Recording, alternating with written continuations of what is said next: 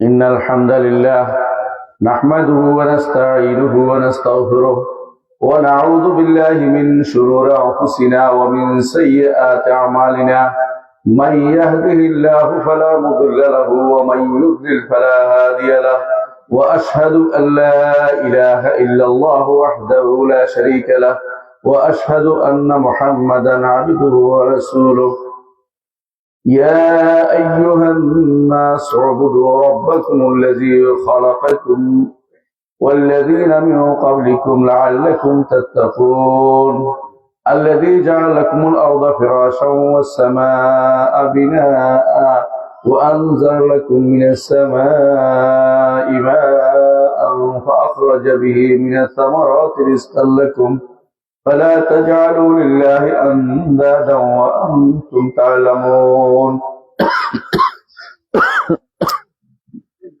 الحمد لله আজকে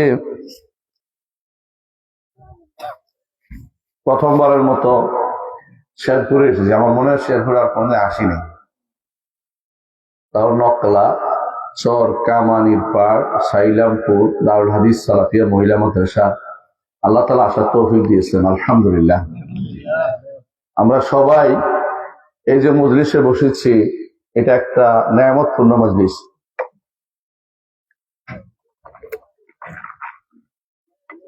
এটা একটা রহমতের মজলিস। এটা কি দাবি না বাস্তব? বাস্তব। মুহাম্মদ রাসূলুল্লাহ সাল্লাল্লাহু আলাইহি ওয়াসাল্লাম বলেছেন, যখনই কোনো কওম আল্লাহর জিকিরের জন্য একত্রিত হয়, সেখানে আল্লাহর পক্ষ থেকে রহমত নাজিল হয়, সেখানে আল্লাহর পক্ষ থেকে রহমত নাজিল হয়, সেখানে ফেরেশতারা ডানা দিয়ে ঢেকে রাখেন এবং সেখানে সাকিনা আসে, প্রশান্তি আসে। আল্লাহ তাআলা তার কাছে যারা আছে তাদের কাছে এদের নিয়ে আলোচনা করেন। আমরা এই যে বসাটা বসেছি, এটা হচ্ছে বসাটা দুনিয়া, কিন্তু আলোচনাটা হচ্ছে উপরে আল্লাহর কাছে আলোচনা হয় বড় নেয়ামতের বিষয়। এই বড় নেয়ামতের বিষয়ে মাজলিস আমরা বসছি, আল্লাহ শুকরিয়া আদায় করবে। আলহামদুলিল্লাহ। এই নকলা গ্রামে মানুষ কিন্তু এই কয়েকজন না, তাই না? এখানে হয়তো 1000 হবে ধরে নিলাম, কয়েক হাজার মানুষ তো রাস্তায় আছে, কিন্তু যারা আল্লাহ কবুল করেছেন তারাই শুধু এখানে বসতে পেরেছেন। আলহামদুলিল্লাহ। মুহাম্মদ রাসূলুল্লাহ সাল্লাল্লাহু আলাইহি ওয়াসাল্লাম তিনি এই মজলিসে বসার প্রতি গুরুত্ব দিয়েছেন। তিনি বলেছেন যে এখানে যারা বসে তারা ওই ব্যক্তির মধ্যে খাবারে নিজেকে সংযুক্ত করতে পেরেছে। আর ব্যক্তি লজ্জা করে চলে যাবে, সে ব্যক্তি কিছুই পাবে না। আর মুখ ফিরিয়ে থাকলে সেও কিছু পাবে না। হাদিসে আমি বাংলা বুঝাই দিলাম ঘটনাটা কি ঘটেছে।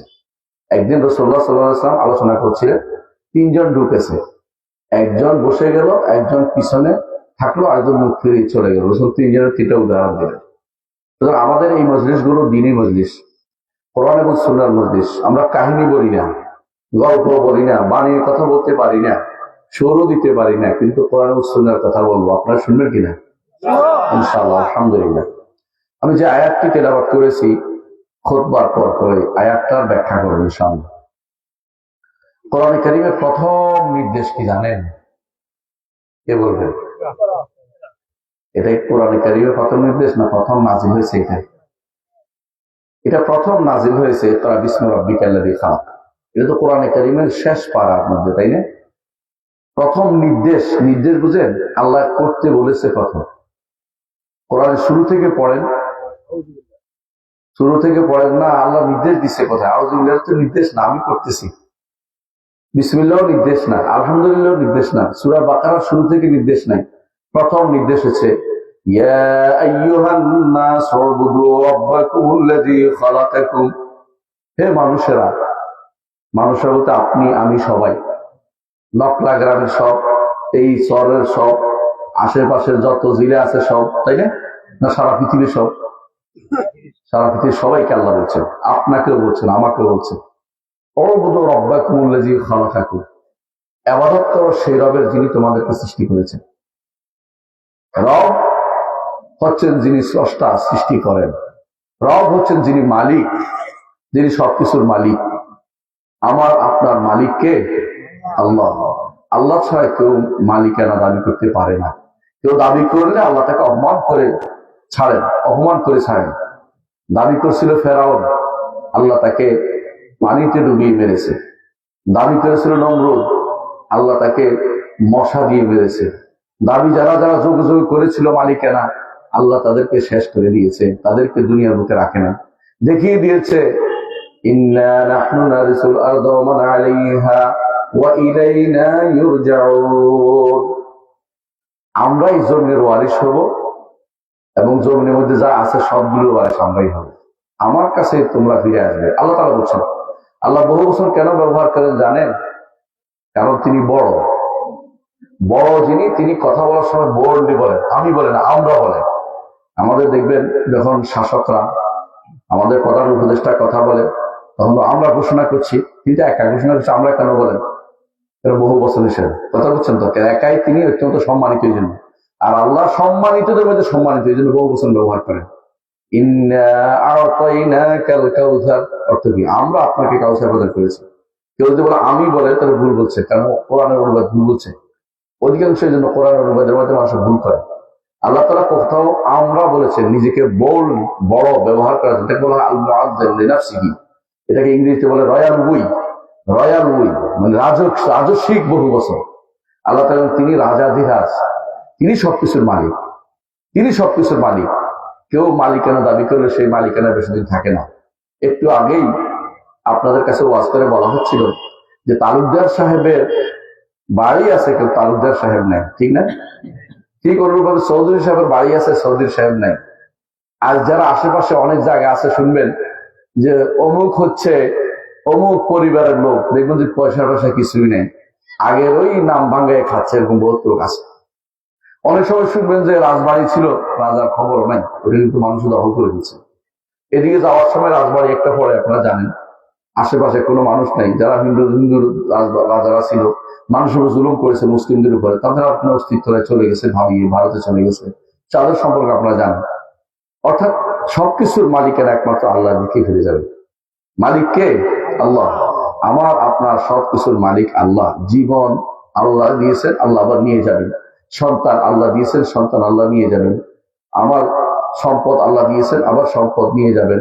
আল্লাহ পরীক্ষা করেন। আল্লাহ তাআলা কোরআনে কারীম বলেছেন, লিয়াবলুয়াকুম আইয়ুকুম আহসানু আমালা, তোমাদের মধ্যে কে ভালো আমল করে তিনি পরীক্ষা করতে চান। গতকালেই আপনারা দেখেছেন, মানুষ কিন্তু অনেকেই গতকালই দুনিয়া থেকে চলে যেত। আজকে সকালও একবার হয়েছে, বিকেল আরেকবার হয়েছে। এই তিনটা ভূমিকম্প আমার জন্য কি শিক্ষা দেয় জানেন? মানুষ অপারগ, মানুষ চাইলে সব করতে পারে না। আপনি একটু চিন্তা করেন যে বেটা 10 তলায় বাস করে অথবা 20 তলায় বাস করে, নাইমে কোন দিকে দৌড় দিবে, নামবে কোন দিকে? সিঁড়ি ভেঙে পড়লে শেষ, দৌড়াইলে শেষ, মাটি নিচের দিকে চলে গেলে শেষ। আমিনতুম মান ফিস সামা আইয়াখসিফা বিকুমুল আরদা ফাইযা হিয়া তামুর। আল্লাহ তাআলা বলছেন, যিনি আসমানের উপরে আছেন, কে? আল্লাহ। তিনি যদি তোমাদেরকে মাটি সহ ধসিয়ে দেন, তোমরা কি বাঁচতে পারবে? নিরাপত্তা লাভ করে ফেলেছ? কোথাও পালানোর জায়গা নেই, কোথাও পালানোর জায়গা নেই। গতকাল অনেক মানুষ এরকম দৌড়ে চলে গেছে, সন্তান ফেলে চলে গেছে, নিজেকে নিজে নিজে বাঁচার চেষ্টা করেছে। হাসরের মাঠে কিন্তু এই অবস্থাই হবে। কেউ মালিকানা দাবি করতে পারে না। আমাদের সমাজে অনেক সময় লেখা রাস্তার পাশে, এই জমির প্রকৃত মালিক অমুক, কিন্তু প্রকৃত মালিক কিন্তু না, তিনি ব্যবহারের মালিক। হঠাৎ করে দেখবেন যে মালিকানা চেঞ্জ হয়ে গেছে। আজ যারা এখানকার অধিবাসী, আজ থেকে যদি 600-700 বছর আগের দিকে যান, দেখবেন যে এখানকার এই অধিবাসী লোকেরা ছিল। এখান থেকে লোকেরা সব কোথায় গেছে? ওই অন্য দেশে চলে গেছে, জায়গার মালিক আরেকজন হয়ে গেছে। এই মালিকানা একমাত্র আল্লাহর হবে। কিয়ামতের দিন আল্লাহ তাআলা সেজন্য বলবেন, লিমানিল মুলকুল ইয়াউম, আজকের মালিকানা কার? কেউ কথা বলবে না, আল্লাহ শেষে নিজেই বলবেন, লিল্লাহিল ওয়াহিদিল কাহ্হার, আল্লাহর জন্য, যিনি একক, যিনি অনন্য, যিনি কাহার, সবকিছুকে যিনি দাপট দিয়ে তার নিচু অধীন করে রেখেছেন, তিনি হচ্ছে আল্লাহ তাআলা, তারই হবে। সেদিন কেউ কথা বলবে না, সেদিন কোন রাজা বাদশাহ কথা বলবে না, দুনিয়ার চৌধুরী সাহেব কথা বলবে না, এমপি সাহেব কথা বলবে না, প্রধান উপদেষ্টাও কথা বলবে না, আমরাও কথা বলবো না। আল্লাহ বলছেন, ফালা তাসমাউ ইল্লা হামসা, আপনারা শুধু শুনতে পাবেন শুধুমাত্র হামস, কি হবে কি হবে শব্দ, মানে একেবারে ক্ষীণ শব্দ শুনতে পাবেন, আর কিছু শুনতে পাবেন না। সেটা প্রত্যেকে নাফসি নাফসি, আমার নফস আমার নফস। দুনিয়াতে একটু দেখেই দিয়েছেন আল্লাহ তাআলা, একটা ভূমিকম্প হলেই মানুষ বুঝে যে আমি নিজেকে বাঁচাই, আগে নিজে বেঁচে পরে কথা। কারো চিন্তা কেউ করে না, নিজের বাঁচার চিন্তা সবাই করে। আজকে এখন দুনিয়ার বুকে অনেকের চিন্তা আপনি করেন, কিন্তু তখন যখন বড় বিপদ হয় কেউ কারো চিন্তা করে না। বড় বিপদ তখন হয়, আল্লাহ বলে দিয়েছেন সবচেয়ে বড় বিপদ হবে যখন হাসরের মাঠে মানুষ উপস্থিত হবে। আল্লাহ তাআলা কোরআনে কারীমে বলেছেন ইন্না যালজালাতাস সাআতি শাইউন আযীম, কিয়ামতের কম্পন বিশাল ব্যাপার। এই কিয়ামত তো আমাদের উপর হবে না, তাই না? আমাদের উপর হবে, আমাদের উপর হবে।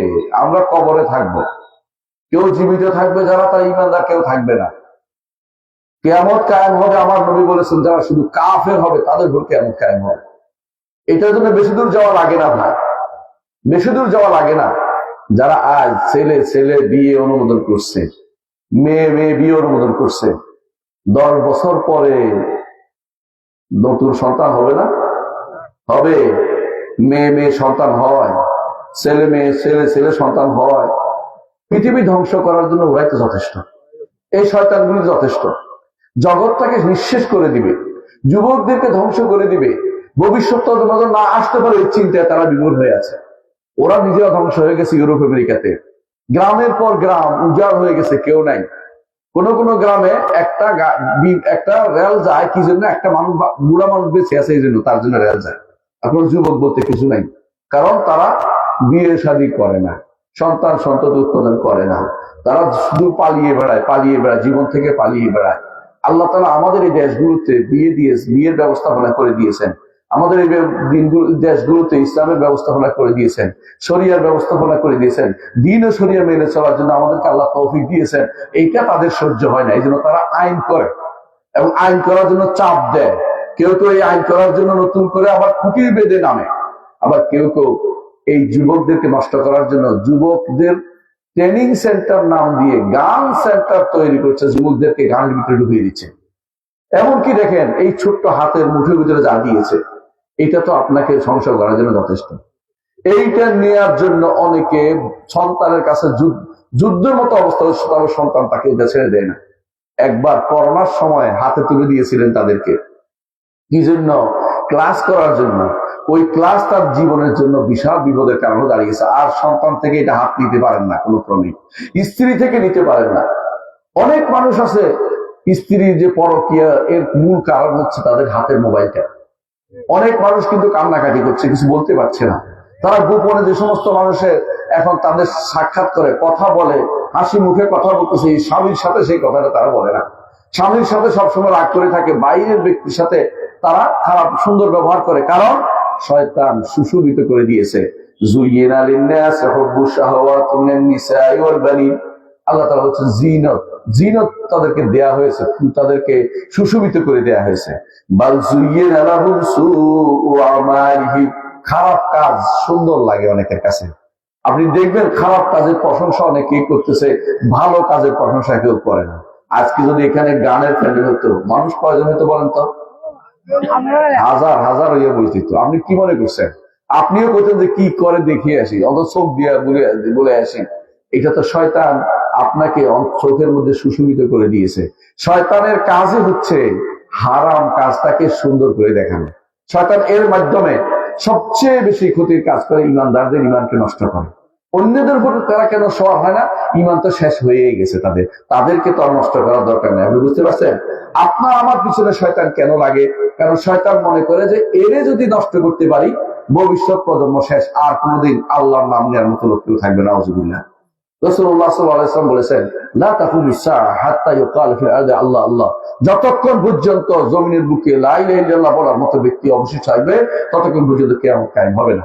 শয়তানের অস্ত্র অনেক বেশি দীর্ঘ। শয়তান শুধুমাত্র মনে করেন না যে শয়তান শুধুমাত্র আমাদেরকে শুধু সলাত থেকে দূরে রাখছে তা নয়, আমাদেরকে কাফের বানিয়ে ছাড়বে। যতক্ষণ পর্যন্ত কাফের না বানাচ্ছে ততক্ষণ পর্যন্ত সে খুশি হবে না। আলাম আহাদ ইলাইকুম ইয়া বানি আদম আল্লা তা'বুদুশ শাইতান ইন্নাহু লাকুম আদুউম মুবিন। হে বনি আদম, আমি কি তোমার কাছে অঙ্গীকার করিনি, তোমাদের কাছে অঙ্গীকার নেইনি যে শয়তানের ইবাদত করো না, সে তোমাদের প্রকাশ্য শত্রু? আচ্ছা বলেন তো, আপনার যে শত্রুর সাথে আপনি কি বন্ধুত্ব করেন? আল্লাহ হচ্ছে, শয়তান হচ্ছে আমাদের শত্রু। শত্রুর সাথে আমার বন্ধুত্ব চলতে পারে না। শত্রুর বিরোধিতা আপনাকে করতেই হবে। শত্রুর বিরোধিতা যদি না করেন, ওই শত্রু আপনার ক্ষতি করবে, স্বাভাবিক জিনিস। এজন্য শয়তান কি করবে জানেন? যখন জাহান্নামে ঢুকে যাবে, সূরা রাদের মধ্যে উল্লেখ করেছে আল্লাহ তাআলা সেই ঘটনা। কি ঘটনা? জাহান্নামে ঢুকে গেলে আল্লাহ তাআলা তখন শয়তানকেও জাহান্নামে দিবেন। কিন্তু শয়তান কি করবে? শয়তান وقال الشيطان لما قضي الامر ان الله وعدكم وعد الحق। শয়তান তখন দাঁড়িয়ে বলবে জাহান্নামের মধ্যে, কি বলবে? আল্লাহ তোমাদেরকে হক ওয়াদা করেছেন, আমি তোমাদেরকে মিথ্যা ওয়াদা করেছিলাম। আমাকে তিরস্কার করো না, আমি শুধু ডাকছি, আমার ডাকে তোমরা সাড়া দিয়েছ। আর নবী রাসূলুল্লাহ যা বলেছে সেটা তোমরা শোনো নাই।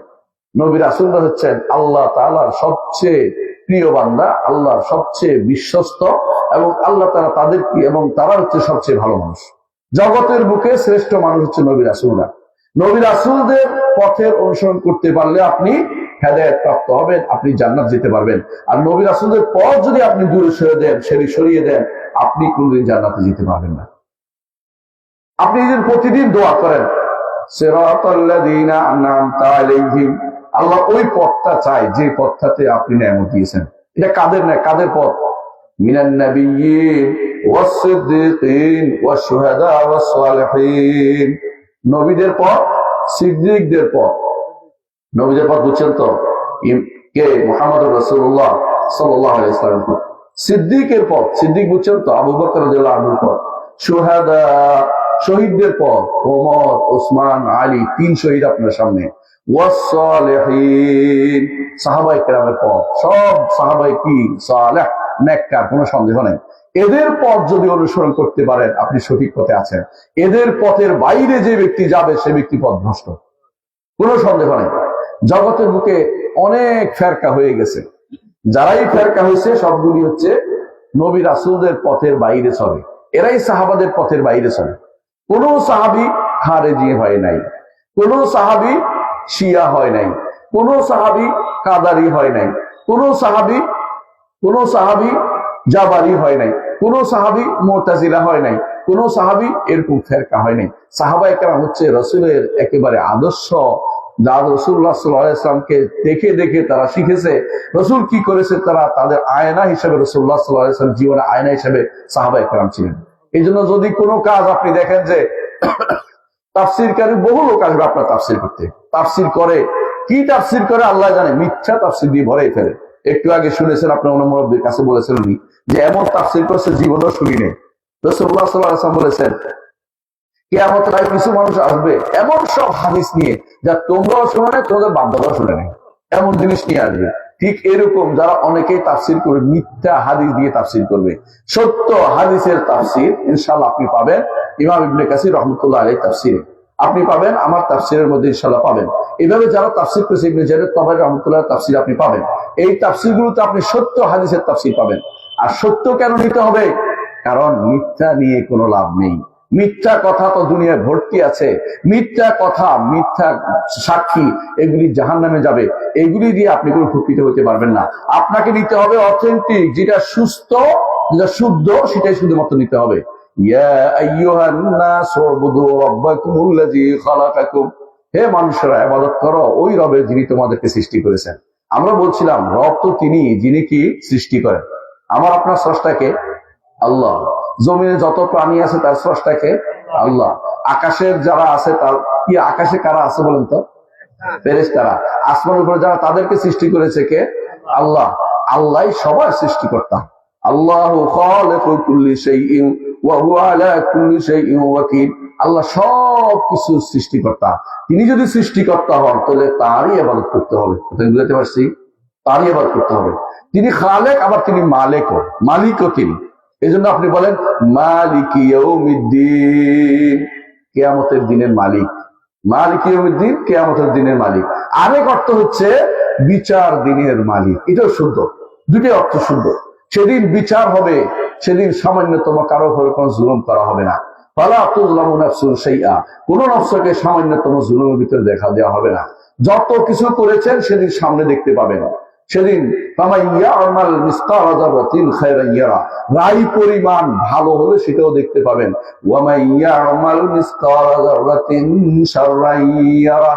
খারাপ যা করেছেন রাই পরিমাণ সেটাও দেখতে পাবেন। দেখতে চান নাকি? আমরা দেখতে চাই না। আল্লাহর কাছে বলি শুধু ক্ষমা। আল্লাহর কাছে শুধু সবসময় চাইবেন আল্লাহুম্মা ইন্নী আসআলুকাল আফওয়া ওয়াল আফিয়াতা ফিদ দুনিয়া ওয়াল আখিরাহ। আল্লাহ আমি কি চাই? সকালবেলা দোয়ার মধ্যে আছে কিনা? এটা আছে। আল্লাহুম্মা ইন্নী আসআলুকাল আফওয়া ওয়াল আফিয়াতা ফিদ দুনিয়া ওয়াল আখিরাহ। আল্লাহ আমি ক্ষমা চাই। আফওয়া বুঝেন কিনা? এই ক্ষমা হচ্ছে যেটা মিটিয়ে দেয়। একটা ক্ষমা হচ্ছে মাফ করে দিলাম, কিন্তু এখনো মনের ভিতরে কি আছে? ক্ষোভ আছে। কথা বুঝেন নাই? মাফ করছি, মাফ চাইছ, কিন্তু মনে মনে কি আছে? এখনো ক্ষোভ রয়েছে। আজ যে কোনো সময় পাকড়া করতে পারি। আর একটা হচ্ছে আফু। আফু অর্থ হচ্ছে একেবারে নিচ্ছিন্ন করে দেন, আমার একটু গুনার অবশিষ্ট রাখেন না, কোনো চিহ্নও রাখেন না। এটা হচ্ছে আফু। আল্লাহর কাছে চাচ্ছেন আল্লাহুম্মা ইন্নী আসআলুকাল আফওয়া ওয়াল আফিয়াতা, আর চাই নিরাপত্তা। আল্লাহ কোনোভাবে যেন আর গুনাতে পতিত না হই, যেন জাহান্নামে পতিত না হই, যেন আযাবে পতিত না হই, নজবে পতিত না হই, যেন ফিতনায় পতিত না হই, যেন মানুষ আমাকে নাকে রশি দিয়ে টানতে না পারে, আমি যেন আল্লাহর পথে চলতে পারি। সেরকম দোয়া করেন আল্লাহুম্মা ইন্নী আসআলুকাল আফওয়া ওয়াল আফিয়াতা ফিদ দুনিয়া ওয়াল আখিরাহ। দুনিয়া আখিরাতে আপনার কাছে শুধু নিরাপত্তা চাই। এই জন্য আমার আপনার আখিরাতের হিসাব যে হবে, হিসাব যেন কঠিন না হয় সেই দোয়া করতে হবে আমাদেরকে, বরং হিসাব যেন না হয় এই দোয়া করতে হবে। একজন মানুষ দুইটা চান্স নেওয়ার চেষ্টা করবেন। আমাদের প্রত্যেকের এটা চান্সটা নেওয়া দরকার। নিতে চান কিনা? দুই চান্স নিতে চান কিনা? এক চান্স হচ্ছে আল্লাহ যেন হাসরের মাঠে আরশের নিচে ছায়া দেয়। কোথায় ছায়া দেয়? আরশের নিচে ছায়া দেয়। আরশের নিচে ছায়ার ক্ষেত্রে অনেকগুলো কাজ আমার নবী বলে দিয়েছেন।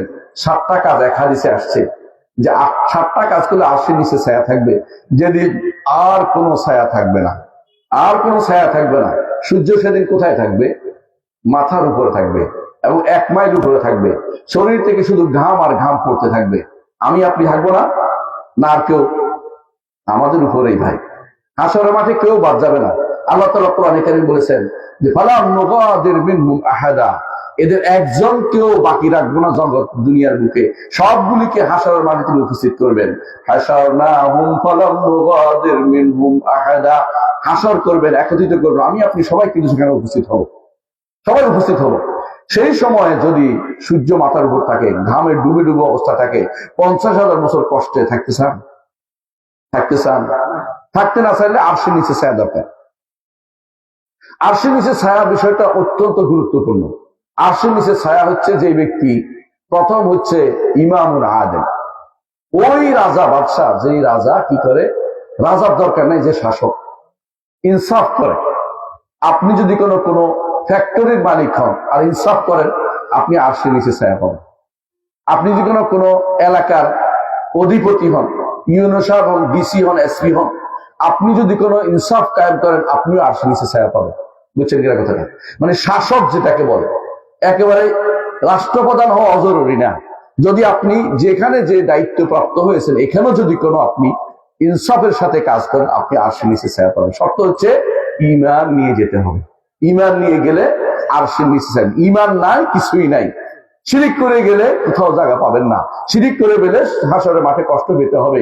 সেই 50,000 বছর কষ্ট পাওয়ার পরে, তারপরে আমার নবী মুহাম্মদ রাসূলুল্লাহ সাল্লাল্লাহু আলাইহি ওয়াসাল্লাম তিনি যদি সুপারিশ করেন বিচারের জন্য, সেই বিচারের পরে বিচার হবে। সেই বিচারের পরে আপনাকে যদি কাফের হয়, সরাসরি জাহান্নামের দিকে পাঠিয়ে দেওয়া হবে। আর ঈমানদার হলে তার জন্য বিভিন্ন কারণে মাপ পেয়ে তারপরে জান্নাতে যেতে পারবে। কিন্তু কাফের কোনো নিস্তার নাই, ঈমান হারা হলে কোনো নিস্তার নাই। এই জন্য প্রথম নির্দেশ হচ্ছে ইয়া আইয়ুহান নাস উবুদু রাব্বাকুমুল্লাযী খালাকাকুম, হে মানুষেরা, আল্লাহর প্রিয় সৃষ্টি, কিন্তু আপনি আল্লাহর প্রিয় সৃষ্টি। ফেরেশতাদের কথা না শুনে আল্লাহ আপনাকে সৃষ্টি করেছেন। ফেরেশতারা কি বলছে? কি জন্য সৃষ্টি করবে এদেরকে? আমরা আপনার তাসবিহ পাঠ করি, আল্লাহ আপনার পবিত্রতা ঘোষণা করছি। এরা জমিনের বুকে মারামারি হানাহানি করবে, আল্লাহর দ্বীন বিরোধী কাজ করবে। তারপরেও আল্লাহ আমাদের সৃষ্টি করেছেন, বলছে ইন্নী আ'লামু মা লা তা'লামুন, আমি জানি এদের মধ্যে কি হবে? নবী হবে, সিদ্দিক হবে, শহীদ হবে, নেককার হবে। এই জন্য আল্লাহ তাআলা আমাদের সৃষ্টি করেছেন। শুধু বদকারের জন্য সৃষ্টি করেছেন তা নয়, পরীক্ষা করবেন যে কে জান্নাতে যাওয়ার উপযুক্ত, কে জাহান্নামে যাবে, আল্লাহ সেটা নির্ধারণ করে রেখেছেন। সেই জন্য সেই কারণে আল্লাহ দুনিয়াতে সৃষ্টি করেছেন, দুনিয়াতে আমাদের পাঠিয়েছেন। আল্লাহ তাআলা যেই কারণে সৃষ্টি করে সেটা তো পূরণ করতে হবে, জান্নাতের কাজ তো করে যেতে হবে। জান্নাতে কিভাবে যাবে? হাসরের মাঠে যদি কোনো ছায়া পেতে হয়, ইনসাফ করতে হবে। আর দ্বিতীয় হচ্ছে শাবুন্না শাফি ইবাদাতিল্লাহ, যুবকদেরকে বলছি আল্লাহর ইবাদতে বড় হন, আল্লাহর ইবাদতে বড় বেড়ে উঠুন, আল্লাহর ইবাদতে বেড়ে উঠুন, হারামের মধ্যে বেড়ে উঠবেন না। যা হয়ে গেছে তওবা করুন, এখনো সময় আছে, ফিরে আসুন যে আমি ইবাদতে বড় হব, এবার আল্লাহর ইবাদত করতে করতে বড় হব। ইউসুফ আলাইহিস সালাম তিনি এমন এক ঘরে ছিলেন যেই ঘরে ইচ্ছা করে তিনি অন্যায় করতে পারতেন, কারণ তার মনিব হচ্ছে যিনি তাকে কিনেছেন, তিনি তার সাথে খারাপ কাজ করার প্রস্তাব দিয়েছেন। এখানে আর কারো কোনো সমস্যা দেখতেছে না, কিন্তু তিনি আল্লাহকে ভয় করেছেন।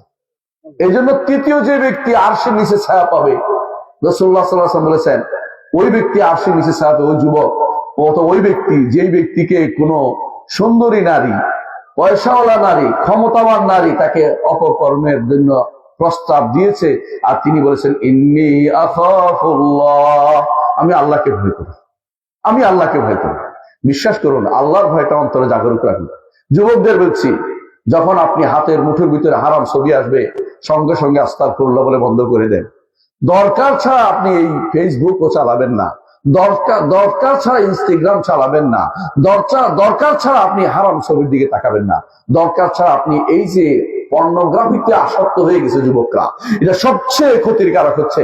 এই যুবকরা বড় হলে বিয়ে করলেও আর শান্তি দিতে পারবে না স্ত্রীকে, তারা এমন বিপদে আছে আপনি বুঝতে পারেন। তারা এমনকি অনেকে আছে এরগুলো আসক্ত হয়ে বিয়ে করতে চায় না, নাউজুবিল্লাহ, কারণ তারা জীবন যৌবন ধ্বংস করে দিয়েছে। এর মূল কারণ হচ্ছে আল্লাহ তাআলার অবাধ্যতা। অথচ রাসূলুল্লাহ সাল্লাল্লাহু আলাইহি ওয়াসাল্লাম বলেছেন ওই ব্যক্তি আরশের নিচে ছায়া পাবে যে ব্যক্তি এরকম হারাম দৃশ্য থেকে মুখ ফিরিয়ে একমাত্র আল্লাহর ভয়ে যে ব্যক্তি ছেড়ে দিতে পারবে, সেই ব্যক্তি আরশের নিচে ছায়া পাবে। আরেক ব্যক্তি আরশের নিচে ছায়া পাবে। সবার কথা বলবো না, কিছু জনের কথা বলছে। যে ব্যক্তি একান্তে আল্লাহর কথা মনে হয়েছে এবং সেই চোখের পানি বের হয়ে গেছে, একান্তে আল্লাহর কথা মনে হয় কিনা আপনাদের? হয়, হতে হবে। সালাতে যখন দাঁড়ান, একান্তে আল্লাহর কথা মনে হবে যে আমি আল্লাহর সামনে দাঁড়িয়েছি। হাদিসে আছে রাসূলুল্লাহ সাল্লাল্লাহু আলাইহি ওয়াসাল্লাম বলেছেন, আমরা সালাতের দরম ইমানদার দাঁড়ায় তখন তার সামনে আল্লাহ তাআলা থাকেন, আরশের উপর থেকে তিনি সামনে থাকেন। আরশের উপর থেকে সামনে থাকে কোনো বড় কিছু না। একটা পিঁপড়া যখন, আপনি বুঝার জন্য বলতেছি, পিঁপড়া যখন নিচে ঘুরাঘুরি করে, আপনার সামনে কিন্তু পিঁপড়াটা উপরে যিনি আছেন তার সামনে সবাই। বড় কিছুর সামনে ছোট কিছু সামনে থাকতে পারে, কোনো অসুবিধা হয় না। আল্লাহ একই সাথে সারা পৃথিবীর সমস্ত সালাত আদায়কারীর সামনে থাকেন, কোনো সমস্যা হয় না। এই সামনে বলতে একেবারে আপনার সামনে হাত দিয়ে ছোঁয়া বা লেগে আছে এটা মনে করবেন না। তিনি উপরে আরশের উপর থেকেই তিনি আপনার সামনে থাকেন, বিশ্বাস করবেন। তিনি আপনার দিকে তাকিয়ে থাকেন, আপনি যখন কথা বলেন তিনি জবাব দেন। যখন বলেন আলহামদুলিল্লাহি রাব্বিল আলামিন, সমস্ত প্রশংসা আমার রবের জন্য, আল্লাহর জন্য, যিনি সমস্ত সৃষ্টিকুলের রব এবং প্রতিপালক। তিনি সব প্রতিপালন তিনি করেন, আর কেউ করতে পারে না। আল্লাহ তাআলা জবাব দেন কিনা? কি জবাব দেন? আমার বান্দা আমার প্রশংসা করেছে। এই জবাবটা আপনি অনুভব করেন। একটু যখনই সালাতে দাঁড়াবেন অনুভব করবেন যে আল্লাহ তাআলা আমার কথা জবাব দিচ্ছে, আমার মতো একটা পচা মানুষের কথা জবাব দিচ্ছেন তিনি। বিশাল ব্যাপার না এটা, বলেন তো?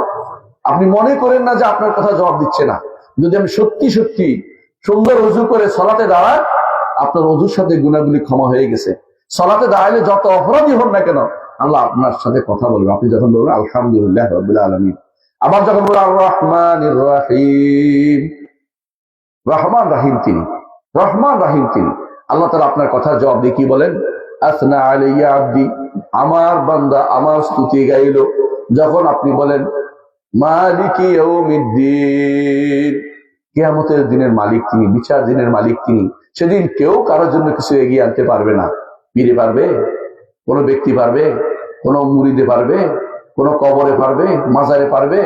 না, কেউ কিছু আপনার জন্য আনতে পারবে না, একমাত্র তিনি সেদিন সবকিছু, তিনি যেটা বলেন সেটা হবে, কারো কথা সেখানে চলবে না।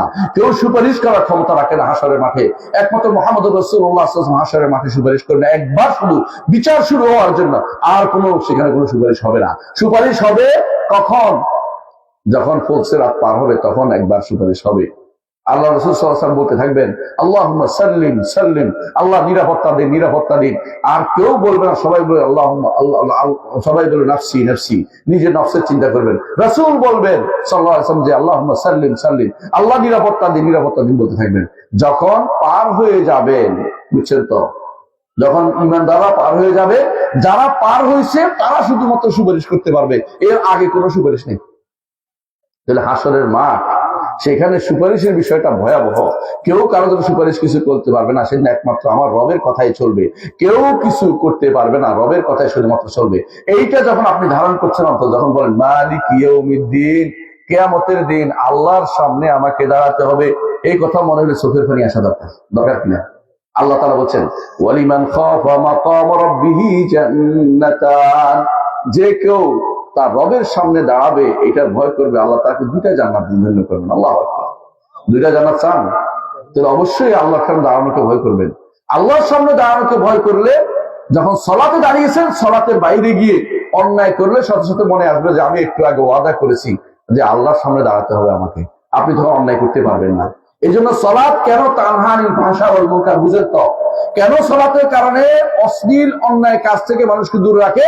কারণ সলাতের মাধ্যমে আপনি বুঝতে পারবেন যে আমি আমার রবের সামনে আছি, যে কোনো অবস্থায় তিনি আমাকে দেখছেন।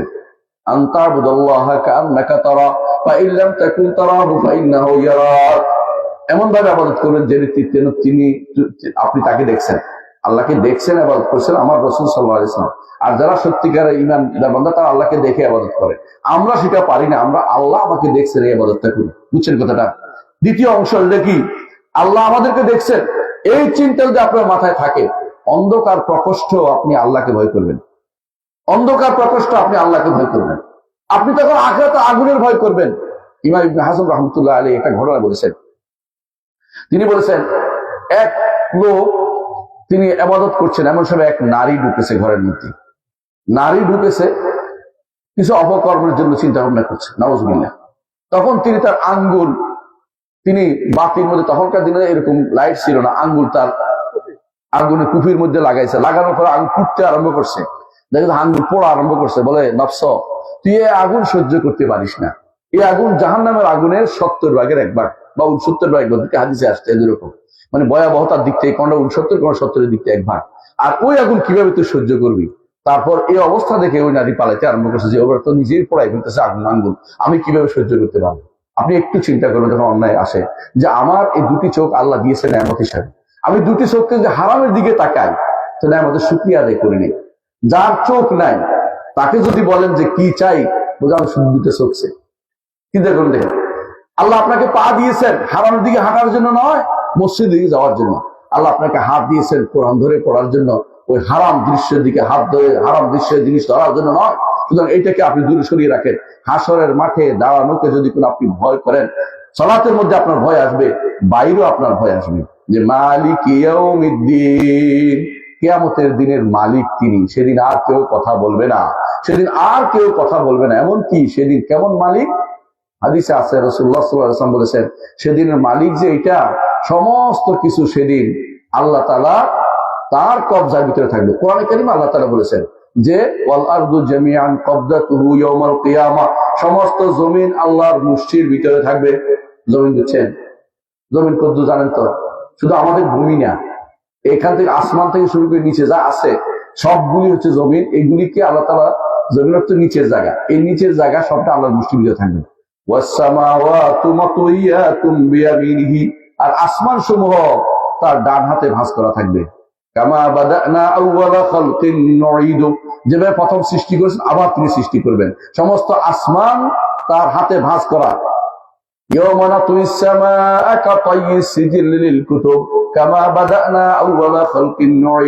কাগজ যেভাবে একটার উপর একটা রাখে বাচ্চারা লেখার জন্য, সেভাবে আল্লাহ তাআলা হাতের উপরে একটা একটা করে আসমান গুলিকে রাখবেন।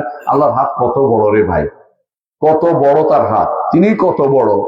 এই মহাত্ম যদি আপনি ধারণ করতে পারেন, আল্লাহর মহত্ব কত বড়ত্ব তার, তাহলে আপনি কিন্তু যখন সালাতে দাঁড়াবেন তখন নিজেকে হীন মনে হবে না, ছোট মনে হবে না। ছোট মনে হওয়াটাই হচ্ছে ইমানের লক্ষণ। যখন মনে করবো আমি কিছুই না, আমাকে আগুনে দিলে তার কিছু যায় আসে না, আমি আগুনে গেলে কার কিছু যায় আসে, আমার ক্ষতি শুধু, আর কিছু না। তিনি আগুনে দিয়ে দিলে আমার কার কোনো ক্ষতি নেই।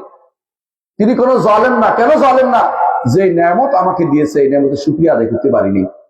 এই নেয়ামতের শুকরিয়া হচ্ছে তার ইবাদতে লেগে থাকা। কোনো ব্যক্তি তার ইবাদতে লেগে থাকতে পারে না, কোনো ব্যক্তি তার ইবাদতে লেগে থাকতে পারে না। আমার উস্তাদজি আলী আব্দুর রহমান হুদাইফি, নাম শুনেছেন, মুসলিম নবীর ইমাম। তিনি একদিন খুতবা একটা ঘটনা বলেছেন। বলেছেন এক লোক 70 বছর, কয় বছর? 70 বছর আল্লাহর ইবাদত করেছেন।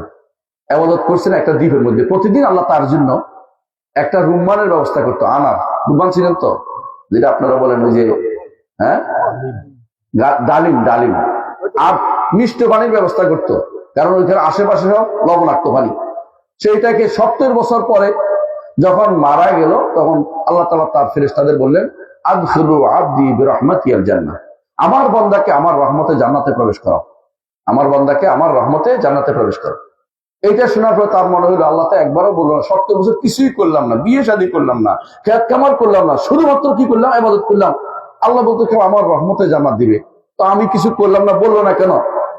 তখন সে বললো, ইয়া রব বিআমালি, আল্লাহ আমার আমলেও তো কিছুটা আছে। আল্লাহ তাআলা বললেন, আচ্ছা ঠিক আছে। তারপর তিনি কি করলেন? তার চোখের নেয়ামত তাকে দেখাতে আরম্ভ করলেন। ফাইজা হিয়া মাদ্দাল বাসার, চোখের নেয়ামত, চোখ যতটুক যায় শুধু নেয়ামতে দেখছে।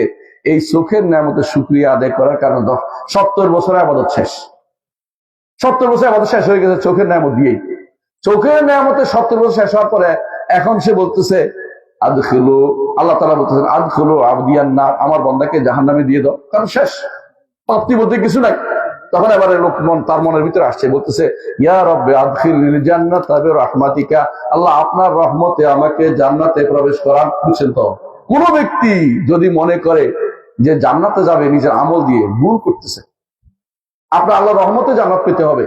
আপনি খুবই দুর্বল মানুষ, সবচেয়ে দুর্বল মানুষ। ইবাদত করে আল্লাহকে সন্তুষ্ট করে শেষ করতে পারবেন। শুধু সবসময় বলতে হবে, যতই ইবাদত করেন শেষে শেষে কি বলেন? আস্তাগফিরুল্লাহ, আস্তাগফিরুল্লাহ, আস্তাগফিরুল্লাহ। অর্থাৎ এত সুন্দর ইবাদত করলেও ঠিক করতে পারিনি। 10 মিনিট যদি ইবাদতের মধ্যে থাকেন, 12 মিনিট চলে গেছে বাইরে, ঠিক তাই না? যায় কিনা? কারণ কি? কারণ শয়তান নিয়ে যাচ্ছে।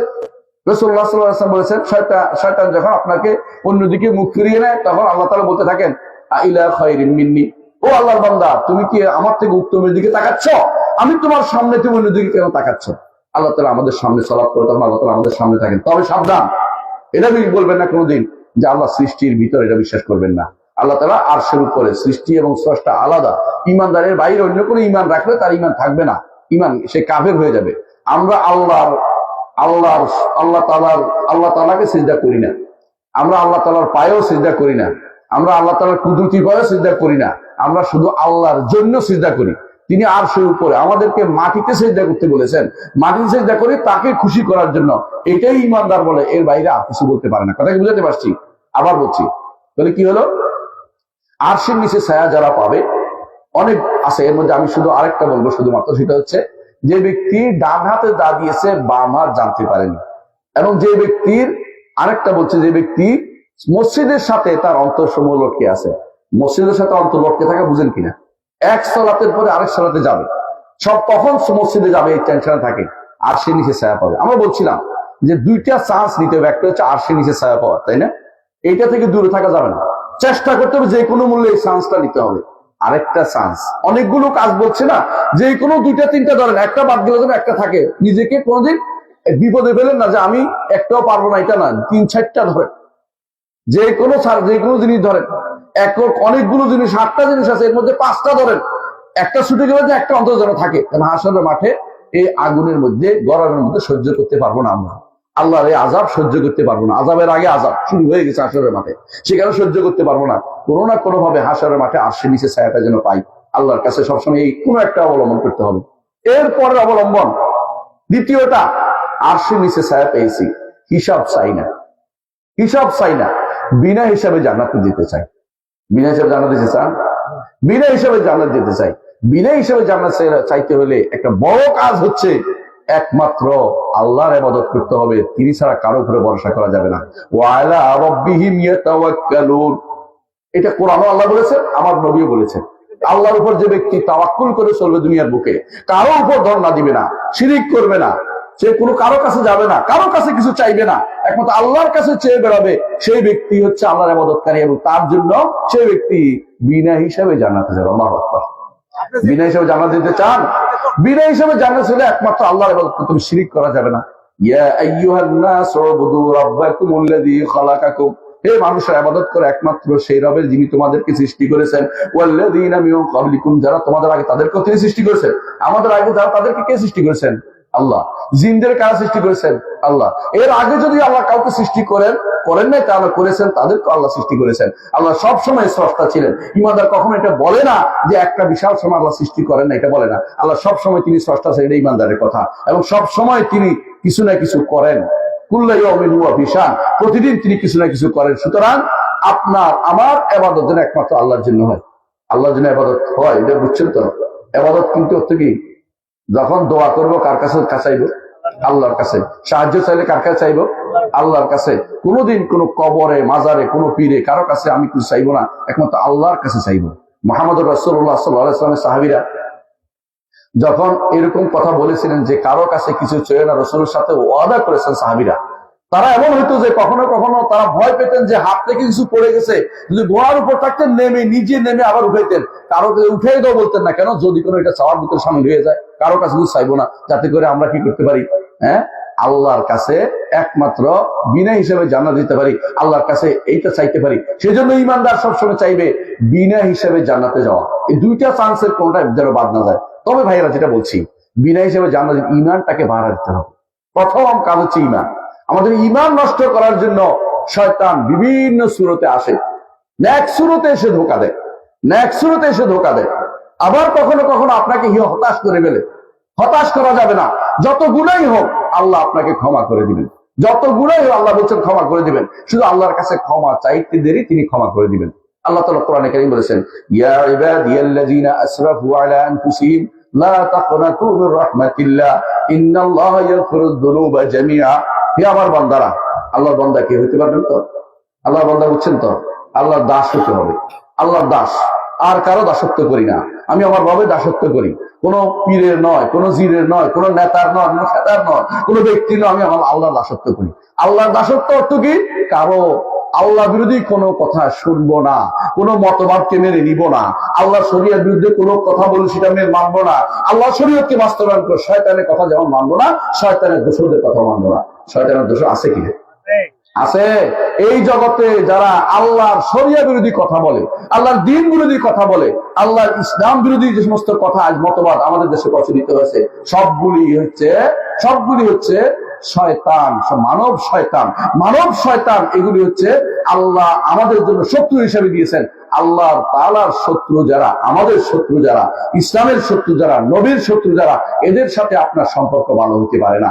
অবশ্যই আপনাকে এদের সাথে সম্পর্ক চ্যুতি ঘটাতে হবে। যতক্ষণ পর্যন্ত কাফেরদের সাথে, আপনার বেদাতীদের সাথে, শিরকি মুশরিকদের সাথে আপনার উঠা বসা বন্ধ না করবেন, আল্লাহর ইবাদত, দাসত্ব আপনি করতে পারবেন না। আপনি অনেক মানুষের দাসত্ব করলে কাউকে খুশি করতে পারবেন না। আল্লাহ কোরআনে কারীমে এটা উদাহরণ দিয়ে বলেছেন যে রাজুলুন সালামান লিরাজুলিন দারাবাল্লাহু মাসালান রাজুলান ফি শুরাকা মুতাশাকিসুনা ওয়া রাজুলান সালামান লিরাজুল হাল ইস্তাউয়ানি মাসালা। একজন মানুষের অনেক মনিব, আরেকজন মানুষ একজনের দাস। আল্লাহ কোরআনে উল্লেখ করেছেন এইভাবে, অর্থটা আমি করতেছি নাই। আল্লাহ বলতেছেন দুইজনকে একরকম, কখনো একরকম না। আপনি কারে খুশি করবেন? অনেককে আপনি খুশি করতে পারবেন না। এই কথাটি একজন স্কুল শিক্ষক, সুবহানাল্লাহ, একজন স্কুল শিক্ষক আবুল হোসেন ভট্টাচার্য নামে এক ব্যক্তিকে বলেছিলেন। পরে তিনি ইসলাম গ্রহণ করেছেন।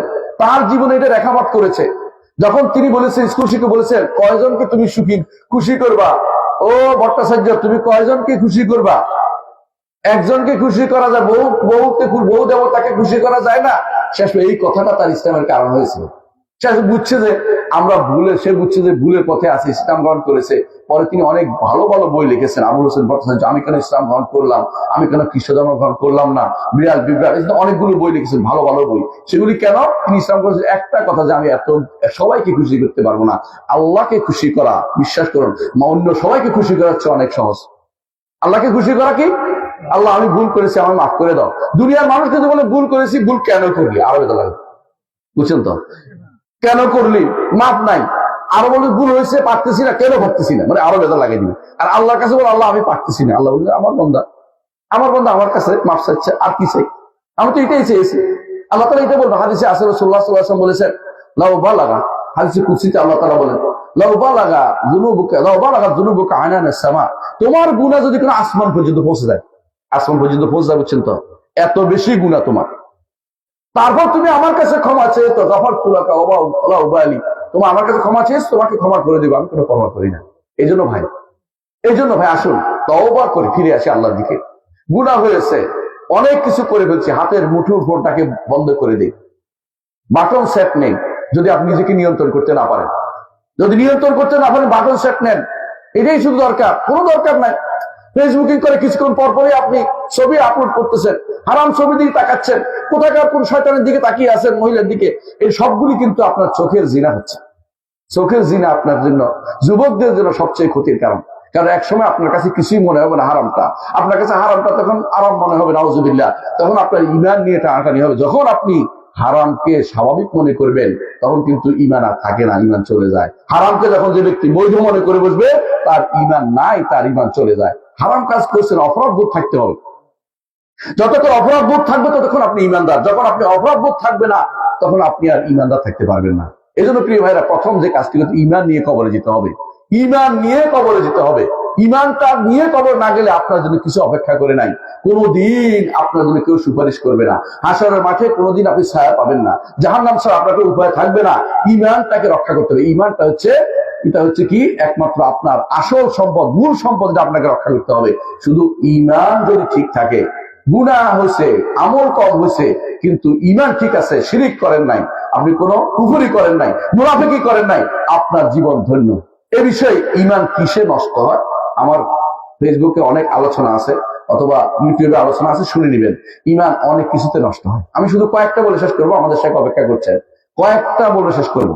1 নম্বর, ঈমান নষ্ট হয় যদি কেউ মনে করে আল্লাহ ছাড়া কেউ তার জন্য রিজিকের ব্যবস্থা করতে পারে।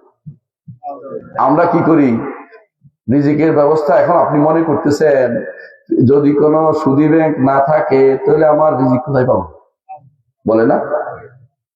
যে ব্যক্তি সুদী ব্যাংক ছাড়ে না, কারণটা কি বলেন তো? সে মনে করছে আমার রিজিক করতে আসবো, খাবো কি, খাবো কি? যে ব্যক্তি ঘুষ খায়, সে কি মনে করে ঘুষ ছাড়া চলবো কি করে? রাস্তার পাশে দাঁড়িয়ে দাঁড়িয়ে ট্রাক দাঁড় করে যারা পয়সা নিচ্ছে, দেখেন না? যারা ওই ফাইল ঠেকাই পয়সা নিচ্ছে, দেখেন না? তারপরে যারা কি করে, আরো যারা আছে, যারা ফাইল ঠেকানো নয়, তারা ঘুষ সরাসরি নিচ্ছে। বিশেষ করে জমি রেজিস্ট্রি করতে গেলে কিভাবে ঘুষটা দেখছেন তো? এই ঘুষখোররা এরা মনে করে কিভাবে চলবে টাকা না নিয়ে, কিন্তু এত জিনিস তারা কিন্তু ভোগ করতে পারে না। এরা এদের চোখের মধ্যে কি আছে?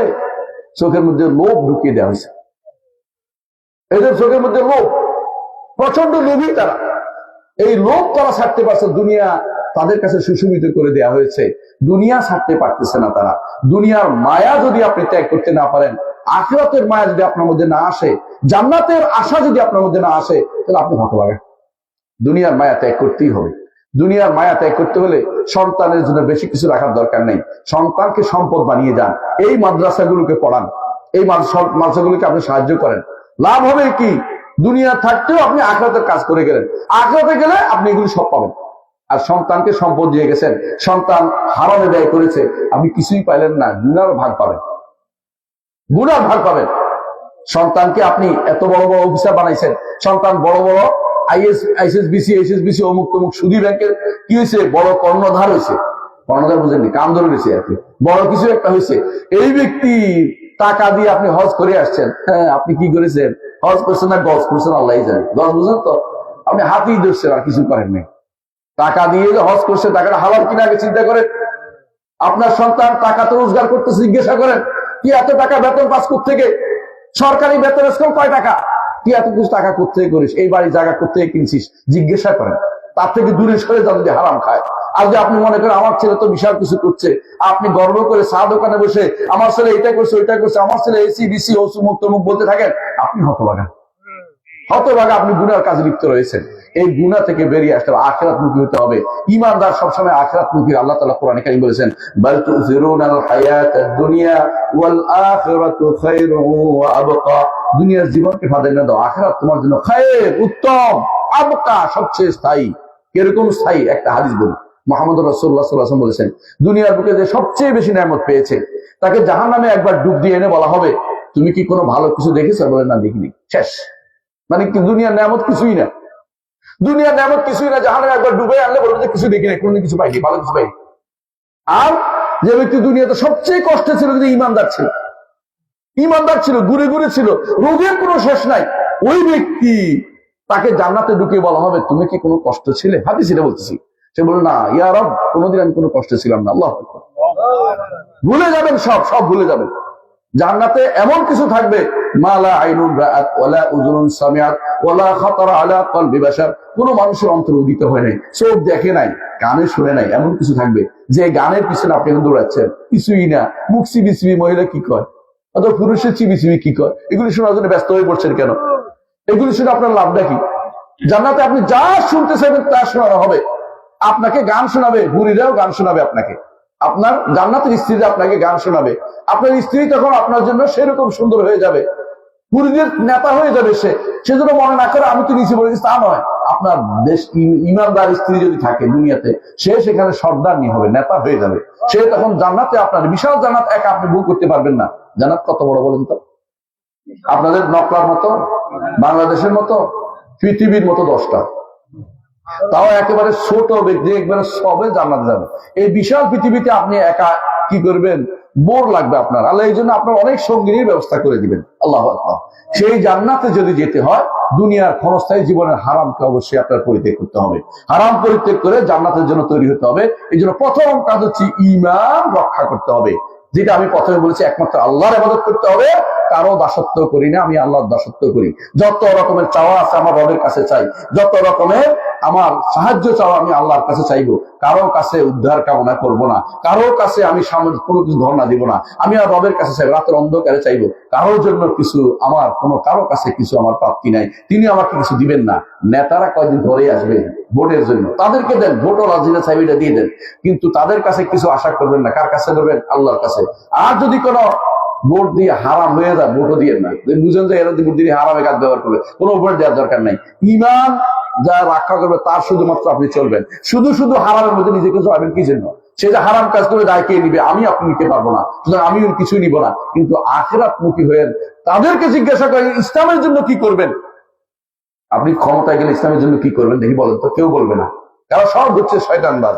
বেশিরভাগই মানুষ তারা ইসলামের জন্য কিছু করতে চায় না, তারা ফাঁকিবাজি। যারা ওয়াদা করবে জীবনে দেখবেন না ওয়াদা পূরণ হয়েছে। আমাদের যে সমস্ত নারীরা ঘর থেকে বেরিয়ে যাচ্ছে অনবরত, ওদের জন্য বিচারের কি ব্যবস্থা করবে? ক্ষমতায় গেলে নারীদেরকে আরো বের করবে, নাম দিকে নারীর ক্ষমতায়ন।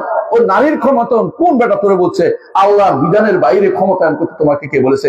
নারীর জন্য ঘর হচ্ছে আমার আল্লাহর নির্দেশ, ওয়াকারনা ফি বুয়ুতিকুন্না ওয়ালা তাবাররাজনা তাবাররুজাল জাহিলিয়াতিল উলা। তোমরা ঘরে অবস্থান করো। আল্লাহ নারীদেরকে বলছে ঘরে অবস্থান করো, ঘরে অবস্থান করো। আল্লাহ তাআলা বলছেন ওয়ালা তাবাররাজনা তাবাররুজাল জাহিলিয়াতিল উলা। জাহিলি যুগের মতো প্রসাদনী দেখিয়ে মানুষের কাছে ঘুরে ঘুরে বেরিও না। আজ আশ্চর্য হবেন যে যেই নারী ঘর থেকে বের হয় না, এটাকে মনে করা হয় ঘর কুলুম, এবং ঘরে থাকবে না। তারা তখন গান গায়, থাকবো না খুব বদ্ধ করে, মানুষটাকে দেখবো। দুনিয়া তখন শয়তানি করতে আবিষ্কার করে, চাকরি করতে যায় সেখানে জিনের বিচার করে বসে বেড়ায়, এবং তারা বাইরে গেলে জিনের বিচার করে। যুবকদেরকে নষ্ট করে দিচ্ছে ওই বিভিন্ন পড়ার নাম করে। যে সমস্ত জায়গায় পড়তেছে, যে সমস্ত শিক্ষায়তনে পড়তেছে, ওই শিক্ষায়তনে তারা বেবিচার করে বেড়াচ্ছে। ওই পিতা মাতার দায়ুস হবে। যেই পিতা মাতা জানে যে তার সন্তান না পুরুষের সাথে পশ্চিমষ্টি করতেছে, তারপর চুপচাপ থাকে, সেই পিতা মাতা অবশ্যই দায়ুস। এটা আমার কথা নয়, এটা মুহাম্মদ রাসূলুল্লাহ সাল্লাল্লাহু আলাইহি ওয়াসাল্লাম বাণী করেন। বুঝতে পারছি? আপনার সন্তানকে যত তাড়াতাড়ি সম্ভব বিয়ে দিয়ে ঘরে দিয়ে দেন মেয়েদেরকে। যখন তার প্রাপ্তবয়স্কতা হয়েছে দেখে বিয়ে দিয়ে দেন, এবং তাকে যতটুকু পারেন সহযোগিতা করেন। স্বামী তার সন্তানের মেয়ের স্বামী বা জামাইকে আপনি সহযোগিতা করেন, কোনো সমস্যা না দাঁড়াতে, এটাও জায়েজ আছে। সে আপনার কাছে চাইতে না হয়, তাকে ছোট করবেন না, এবং তাকে সহযোগিতা করেন। মেয়েকেও আপনি সহযোগিতা করেন। ঘর সংসার করা বড় দরকার। আজ এমন একটা সমস্যা আসছে, ঘরের দিকে যেতে চায় না মেয়েরা, ঘর সংসার করতে চায় না, চাকরি করবে, পায়ের উপর দাঁড়াবে, ওই মেয়েরা কোনোদিন নিজের পায়ে দাঁড়াতে পারে না। বুঝছেন কিনা? আমার একটা ঘটনা বলে শেষ করবো। আমার ওস্তাদ একজন ইসলামী ফাউন্ডেশনের ছিলেন, আইজি ছিলেন একজন, তো ডিআইজি। উনি বলতেছেন একদিন যে আমার জামাই ডাকতো, জামাই আমি দেখলাম যাচ্ছিলাম এই রোড দিয়া রাজারবাগ দিয়ে, তো রাজারবাগ মেয়েদের একটা কর্মজীবী আছে, হোস্টেল আছে। তো আমি আশ্চর্য হয়ে দেখলাম ওখানে পাহারাদার দিচ্ছে পুরুষের, মানে বুঝছেন তো, মেয়েদেরও একদম পাহারাদার পুরুষ লাগে, বুঝেন না? মেয়েরা যদি কোনো এই কাজ না, তারা পারবে না। শুরু আল্লাহ তাআলা তাদেরকে কি দেয় নাই, সেরকম শরীর দেয় নাই, তাদেরকে সেরকম স্ট্রেংথ দেয় নাই। তো এই পায়ের উপর দাঁড়াবে যে সমস্ত নারী মনে করতেছে আমি নিজের পায়ে নিজে দাঁড়াবো, ওই নারীকে শয়তান ধরেছে। এবং সেই নারী আপনার পরিবারের মধ্যে চুনকালি মাখবে, সেই নারী আপনার গোষ্ঠীর মধ্যে চুনকালি মাখবে। মেয়েদেরকে আল্লাহ তাআলা যতক্ষণ হায়ার ভিতরে দিছে, ওই হায়ার ভিতরে তাদেরকে স্বামীর ঘরে দিয়ে দিবেন। এটা হচ্ছে শান্তির জায়গা, শান্তিতে তারা থাকবে। এরপরে আপনি যদি তাদেরকে ওই দুনিয়াতে ড্যাং ড্যাং করে হাঁটবে, লাং করে হাঁটবে, ওই মেয়ের কাছে আপনি গুনাহগার হবেন, আপনি ভাই হিসেবে আপনি গুনাহগার হবেন, আপনি পিতা হিসেবে গুনাহগার হবেন, মা হিসেবে আপনি গুনাহগার হবেন। এবং বহু যুবককে ধ্বংস করছে, এর কারণে সারাও গুনাহগার হবে, এবং যুবকরাও এদের কারণে পথভ্রষ্ট হবে। আল্লাহ আমাদের বুঝার তৌফিক দান করুন, আমিন। আমি আমার বক্তব্য এখানে শেষ করছি। আমি শুধু কয়েকটা প্রশ্ন উত্তর দেবো, বলছে দেখতে করতেছে। এক নম্বর হচ্ছে